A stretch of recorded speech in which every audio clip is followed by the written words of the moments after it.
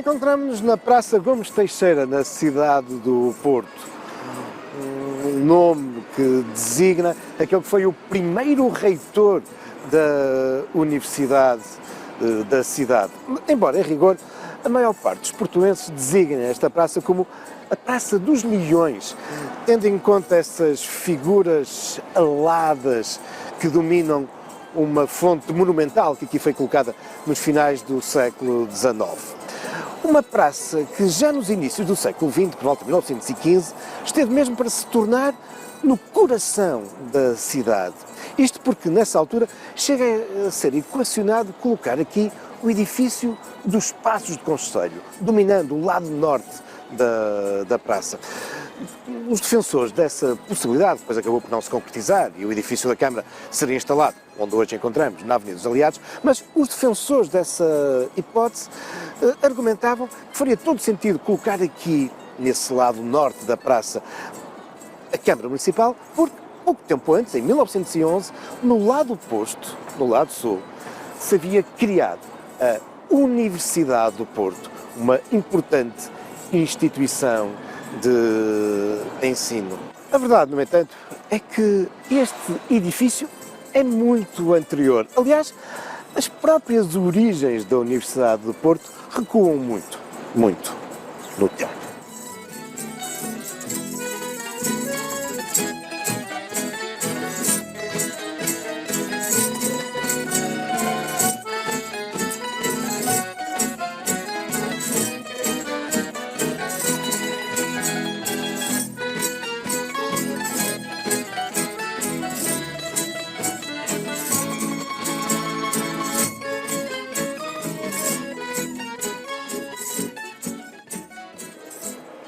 Com efeito, podemos fazer remontar as origens da Universidade do Porto a meados do século XVIII, ao reinado de Dom José I, quando, de algum modo, pressionado pela burguesia mercantil portuense, é criada a aula náutica.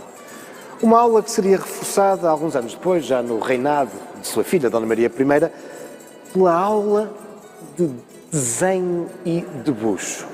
Seguir-se-iam a criação de outras aulas que procuram responder a esta necessidade de formação por parte dos burgueses da cidade envolvidos, nomeadamente na área comercial e da navegação. Todas estas aulas em conjunto acabarão por dar origem à Academia Real. Uma Academia Real que, em 1837, a quando das profundas reformas, também no ensino, desenvolvidas pelo novo regime liberal, nomeadamente com Passos Manuel, um homem da região do Porto, essa Academia Real dá origem à Academia Politécnica. A Academia Politécnica que tinha uma forte componente em torno das ciências industriais, dando o título de engenheiros a quem frequentava esse curso. E também a Academia Politécnica vai integrar uma escola médico-cirúrgica que havia sido também criada no ano anterior, em 1836. E é esta Academia Politécnica que vai também desenvolver o edifício onde nos encontramos. Ela tinha sido já começada a construir com a Academia Real, mas agora durante toda a segunda metade do século XIX, aqui na Praça, depois dos Leões, irá ser erguido este monumental edifício, que acabará depois por ser herdado pela Universidade do Porto.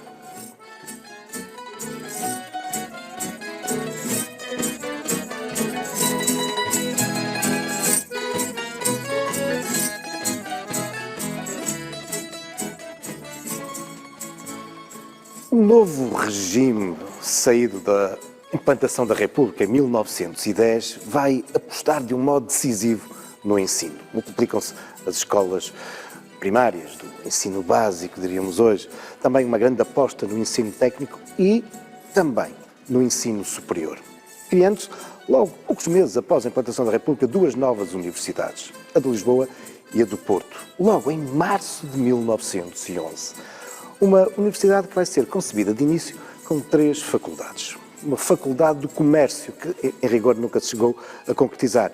Uma faculdade de ciências, que abarcava as ciências matemáticas, as ciências naturais e físico-química, e tinha uma secção que, de algum modo, era herdeira dos cursos de engenharia da Academia Politécnica. Aliás, apenas 4 anos depois, em 1915, iria surgir a Faculdade Técnica, que depois virá a ser renomeada como Faculdade de Engenharia.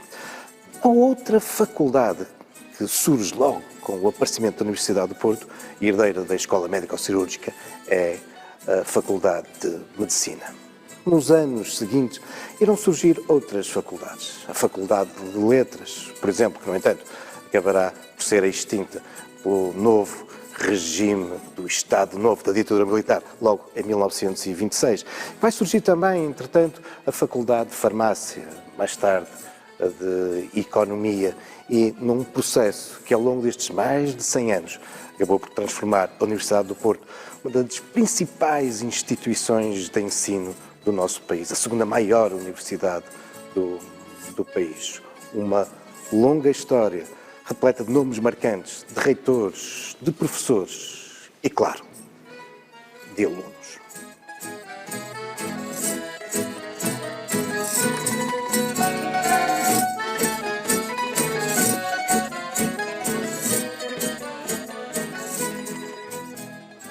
Fundada em 1909, por isso, antes ainda da Universidade do Porto, o Café Ancorador, no entanto, desde o seu início, que vai beneficiar de um grande movimento estudantil, ainda nesses primeiros tempos dos alunos da Academia Politécnica. Eram tantos os alunos que aqui se concentravam que, segundo uma das explicações para a origem dessa curiosa designação, o Ancorador, em boa verdade, passa a ser conhecido como o Piolho, designação que se mantém até hoje, porque eram tantos os alunos como os piolhos numa cabeça. O Café Piolho é, de facto, uma referência absoluta quando falamos de estudantes da Universidade do Porto. E ficava aqui, localizado nessas origens da Universidade e estrategicamente entre a Faculdade de Ciências e a Faculdade de Medicina. Mas, nessa época, onde é que ficava exatamente a Faculdade de Medicina? Vamos até lá.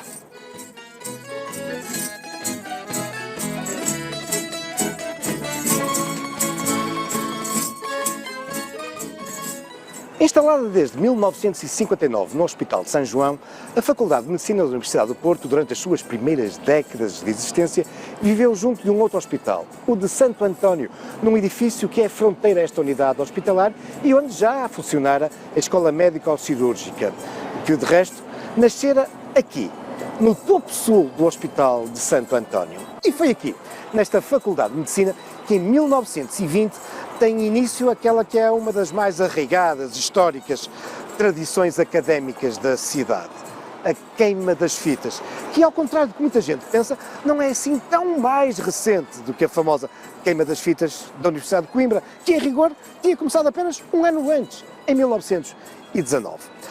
A festa da queima das fitas aqui na Faculdade de Medicina, nesse ano de 1920, vai ter uma designação, que aliás vai ter durante muitos anos, que era a Festa das Capas. Os quintanistas, isto é, os alunos do quinto ano, os finalistas, entregavam a sua capa aos alunos do quarto ano. E esta Festa das Capas tem também sucesso que nos anos seguintes todas as outras faculdades que tinham sido criadas e que vão sendo criadas no seio da Universidade do Porto vão também desenvolver as suas Festas das Capas. Em 1943 decidem juntar todas essas festas e fazer uma única festa. Uma única festa que 2 anos depois, em 1945, passa a ser designada também no Porto como a Queima das Fitas e que de um modo ininterrupto vai durar até 1971 e termina nessa altura porque, à semelhança do que tinha acontecido já em Coimbra em 1969, na sequência dos grandes conflitos estudantis contra o regime em 68, a queima das fitas é proibida. E também aqui no Porto, em 71, fortemente condicionada, acabará por terminar. São como as rosas e os amores de um estudante que o vento logo levou. Pétalas enrijecidas deixam no ar perfume do sonho que se sonhou. Capas negras estudantes são como como asas de andorinha enquanto dura o verão. Palpitam sonhos distantes, aninhados nos beirais do palácio da ilusão. Quero ficar sempre estudante, para eternizar a ilusão de um instante. E sendo assim, o meu sonho de amor será sempre rezado, baixinho dentro de mim.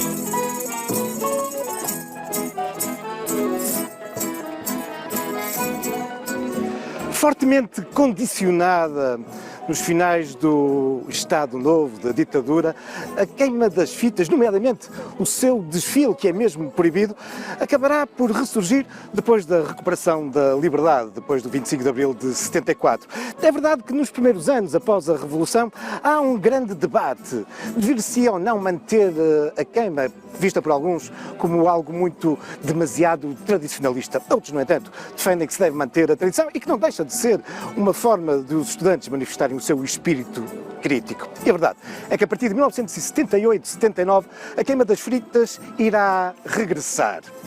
E de um modo crescente, transformando-se naquilo que é hoje a segunda maior festa da cidade do Porto, depois do São João. E desde 1978, a queima das fitas do Porto vai começando a ganhar as características que mantém até hoje, com uma série de iniciativas, não só o desfile, mas também a serenata e um conjunto de outras atividades também culturais. Mas o pano de fundo é, tal como no passado, a importância da música. As serenatas e, claro, as tunas, com destaque para aquela que é a Tuna Universitária do Porto, cujas origens remontam aos finais do século XIX.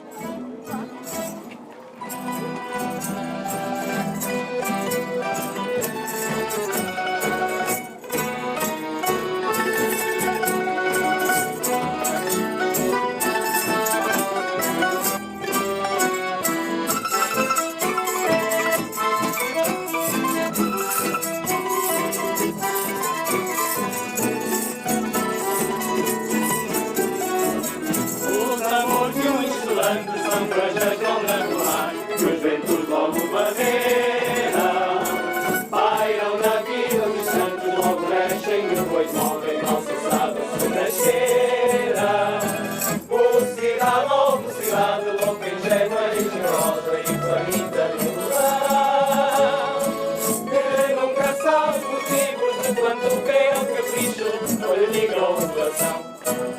E se o polo original da Universidade do Porto se localizava no antigo edifício da Academia Politécnica e depois também do Hospital de Santo António, como vimos, também não deixa de ser verdade que com o desenvolvimento da universidade, novos polos universitários vão surgir. Desde logo na área de Sudofeita, com a Faculdade de Farmácia em Aníbal Cunha, e também na Rua dos Bragas, com o aparecimento da Faculdade de Engenharia. É hoje a Faculdade de Direito da Universidade do Porto. E, anexo, existe um conjunto de outras instituições antigas ligadas à Universidade do Porto. É o caso do Orfeão Universitário.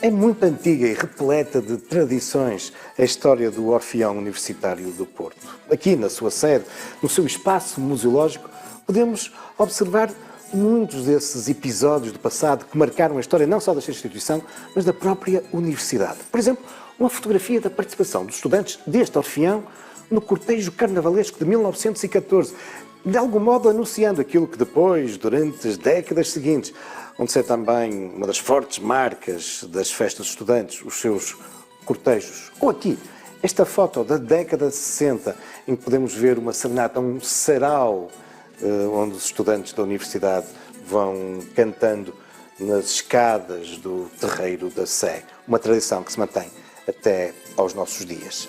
A origem do Orfeão é muito antiga, remonta a março de 1912, ou seja, apenas um ano após a fundação da universidade. Aliás, podemos considerá-lo mesmo como a mais ou uma das mais antigas instituições extracurriculares da universidade, englobando a participação de estudantes de todas as faculdades. E para lá do canto coral, ao longo destes mais de 100 anos, o Orfeão tem-se notabilizado uma série de outras áreas, como por exemplo o canto e a dança tradicional, os fados, os tangos e também as tunas. Aliás, quando ele nasce como Orfeão Académico do Porto, só nos anos 40 passará a ter a designação atual, Orfeão Universitário do Porto, mas quando ele nasce, ele integra a tuna universitária, a tuna académica do Porto, que em boa verdade tinha nascido nos finais do século XIX, ainda na Academia Politécnica. E também é no seio do Orfeão do Porto que irá nascer, já bem avançados no século XX, aquela que foi a primeira tuna universitária feminina no nosso país. Aliás, de algum modo, é o Orfeão que acaba por estabilizar aquilo que vai ser o traje académico feminino, muito por causa da participação das raparigas no Orfeão do Porto. É uma longa história que fica associada também a uma relevante edição discográfica. São já mais de 18, incluindo aquela que se tornou no hino oficial dos estudantes portugueses, Amores de Estudantes, com letra de um famoso orfeonista aqui do Porto, o doutor Paulo Pombo. Enfim, uma imensa história, um vastíssimo património que aqui na sua sede podemos de algum modo reviver neste espaço museológico.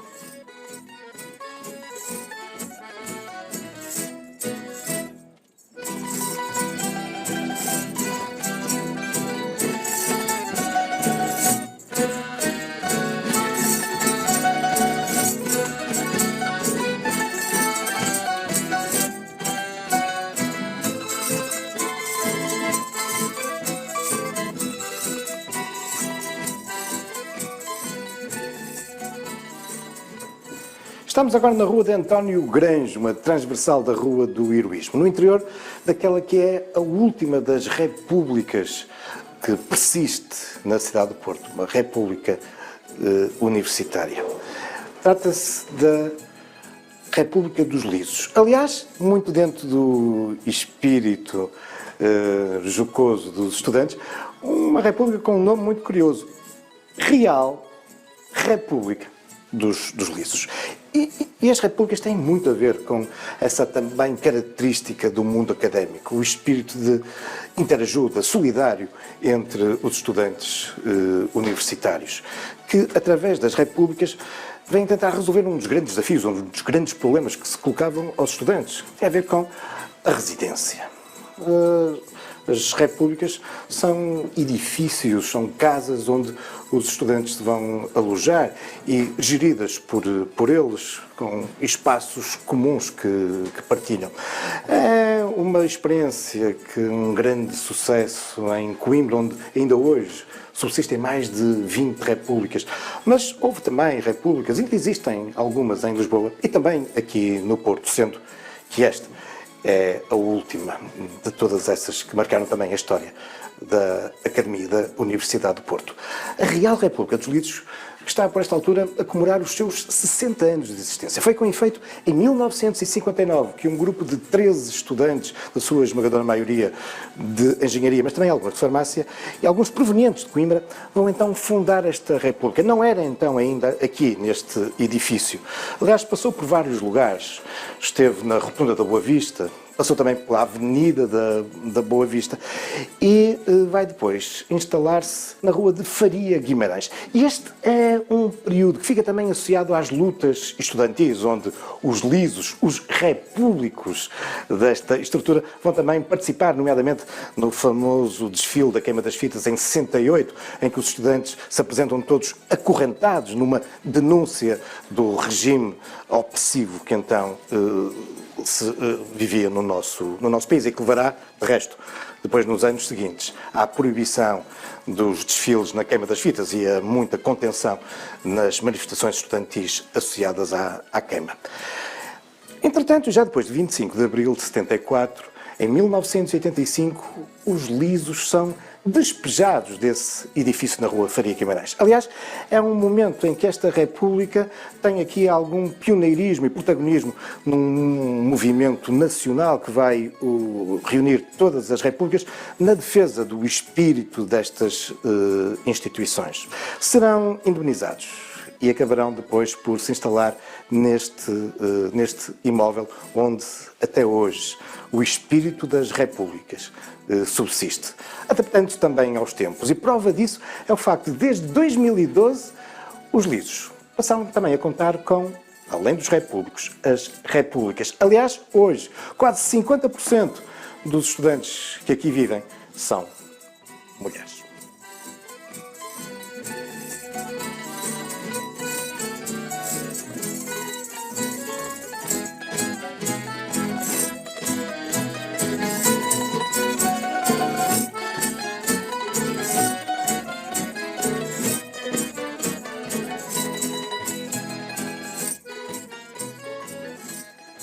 E foi no seio de uma república, a 24 de março, cuja história se encontra perpetuada em livro, que há já mais de meio século nasceu uma outra instituição muito interessante dentro deste espírito de solidariedade e de interajuda entre os estudantes da Universidade do Porto. Uma cooperativa livreira, a Unicep, cuja livraria, praticamente desde o início, se encontra também num lugar histórico, num belíssimo edifício, voltado para aquele que é hoje o imóvel da reitoria da Universidade do Porto. Esse edifício onde nasceu, em 1911, a Universidade.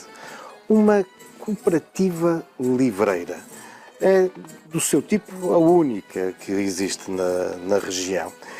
E que vinha responder a uma necessidade dos estudantes, obviamente, de conseguir obter livros para o estudo, e não só a preços mais reduzidos. Mas não nos podemos esquecer também do contexto político da época.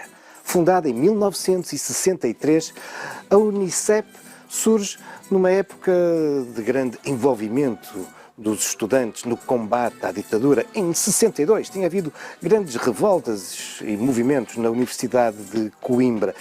E por isso, esta livraria vinha também tentar contornar um outro problema. Era, nessa época, ter a possibilidade de um acesso privilegiado a ideias e livros que não eram permitidos. E é isso que a Unicep, na altura, tenta também conseguir. A verdade é que já lá vão mais de 50 anos. E esta livraria, esta cooperativa livreira, tornou-se também numa instituição cultural de referência na cidade. Mas há outras, espoletadas pelo movimento estudantil da universidade. Por exemplo, em 1948 surgia o Teatro Universitário do Porto, o TUP, em grande parte nessa época muito ligado ainda à Faculdade de Medicina. E fruto de ser uma companhia de teatro universitária, também amadora, vai caracterizar-se, desde o início, por uma grande componente experimental. Aliás, o TUP virá a ser fundamental na história do teatro experimental na cidade do Porto. Mas isso são já outros factos, também algumas lendas, futuros caminhos da história. Então, malta, pela Universidade do Porto não vai nada, nada, nada? Tudo! E pela Academia do Porto não vai nada, nada, nada? Tudo! E pelo Orfeão Universitário do Porto não vai nada, nada, nada? Tudo! Então, com toda a cagança, toda a presença e do frio do coração, sai um FRA! Fra! FRE! FRI! FRO! FRU! Fru! Fra, fre, fri, fro, fru, ali qua, ali qua, ali qua, ali qua, ali qua, ali qua, xirivita, ta, ta, ta, xirivita, ta, ta, ta, uga, uga, uga. Bom.